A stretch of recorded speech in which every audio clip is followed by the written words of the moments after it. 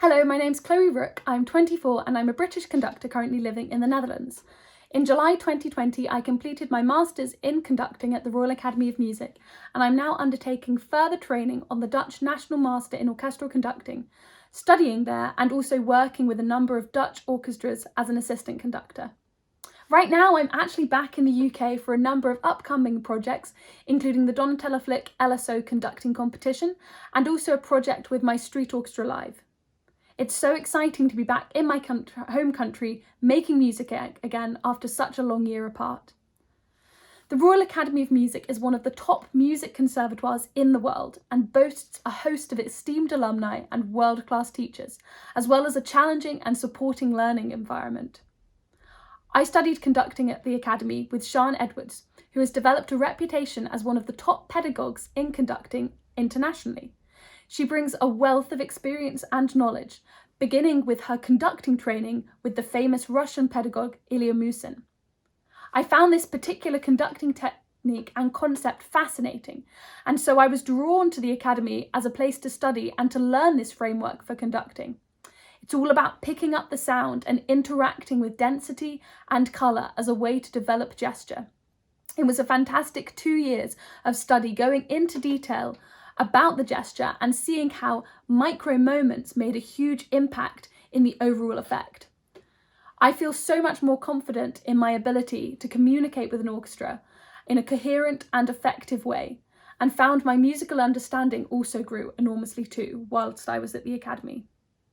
In the Netherlands, I have 3 teachers, Jacques van Steen, Ed Spanjaard and Kenneth Montgomery, all of whom mentor me through different aspects of being a conductor. The course has a real focus on developing a unique sense of self when on the podium, having a presence in personality. I've loved the chance to explore and grow my own personal sense of the music and how I communicate this, taking what I learned from Sian and applying it in a broader context of repertoire and also work with professional orchestras. As well as classes, we have placements as assistant conductors with most of the Dutch orchestras, which is great as it enables me to meet many new musicians and work with a host of professional conductors. The pandemic for me has meant that concerts with orchestras haven't been able to go ahead as frequently. But as a result, in the Netherlands, the orchestras have had more space in their diary to work with us.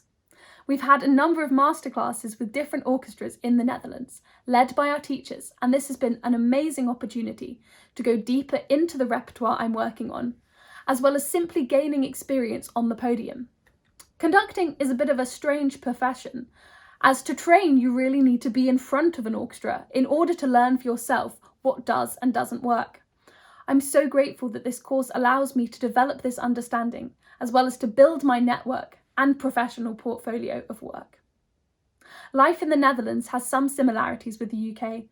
The climate's the same, and many aspects of daily life are also similar. However, I've appreciated some of the differences too.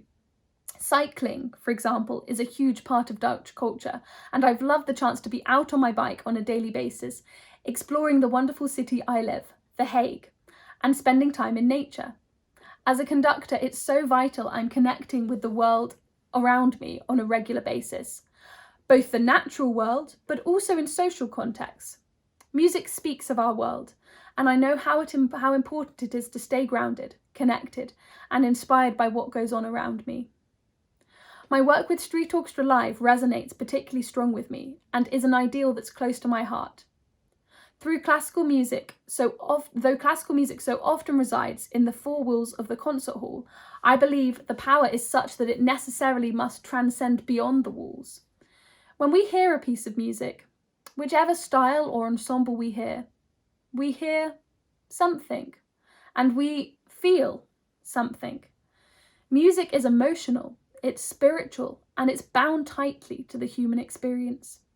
When I listen to music, often I feel so strongly the emotion that the composer wishes to present that I'm brought to tears or to laughter. This experience is universal. I believe that classical music must have a future and must reach people so that they can experience its emotional power. The moment in which it touches the soul may be small. It may just spark one thought or idea, but this can have an enormous impact on someone's life. And of course, we can see clearly the positive impact that both listening to and playing music can have on a person's well-being and mental health. The 21st century sees an epidemic in mental health, and I see music as offering a space for respite from this. In a concert, a listener can remove themselves from the world for a moment, switching off from daily life and offering themselves to be moved and changed.